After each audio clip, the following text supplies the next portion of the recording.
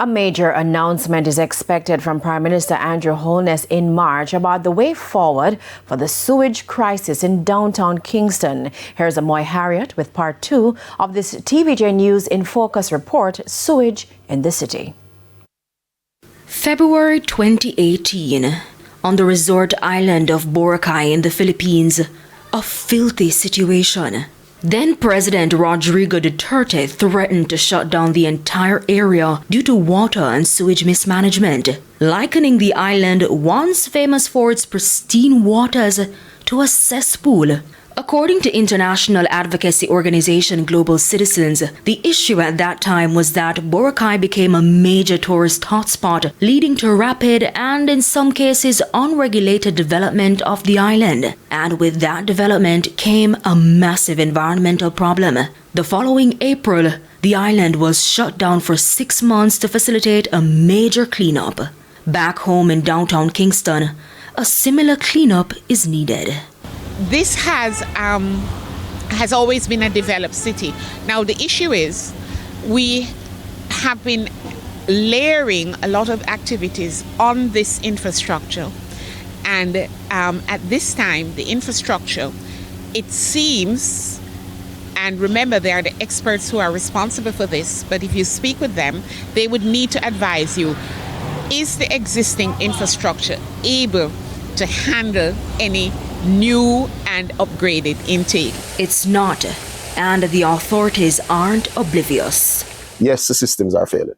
I'm not going to pretty up the situation. The government is actively going through the project development phase for a full replacement of the sewage network in downtown Kingston. Minister Matthew Samuda says ground will be broken for this over the next 12 months, but there's also a short-term plan. The 3 areas of deep concern downtown, because it's all downtown Kingston. That area in front of Mobile Reserve, which extends into Sabina Park intersection with North Street, the area which tends to break close to KPH, and the area in front of Denham Town, are all getting remedial works in sequence over the next 3 to 4 months.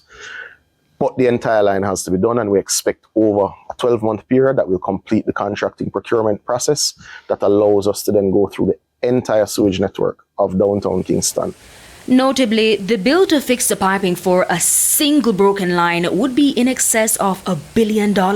In part 1 of our report, acting corporate PR manager at the National Water Commission, Delano Williams, told us that the agency's yearly expenditure just isn't enough to cover the cost for a full system repair. For this upcoming fiscal year, $10 billion has been allocated to the NWC for a number of public investment projects.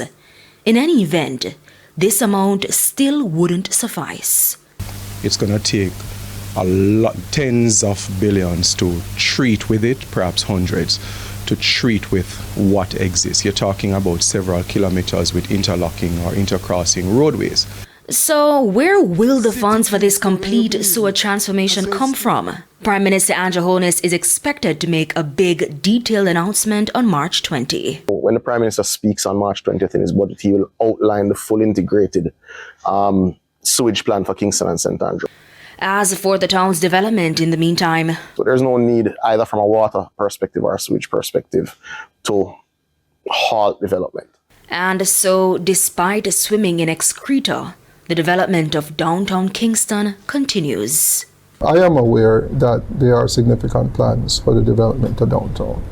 And if I were to speak within my boundaries of JSIF, I know that we recently were a part of a loan between the government and the World Bank that is going to continue the development of the waterfront and also the what I would call the attached areas, so in the business district. And what's included in that investment portfolio is dealing with necessary infrastructure. Amoy Harriet, TVJ News. Still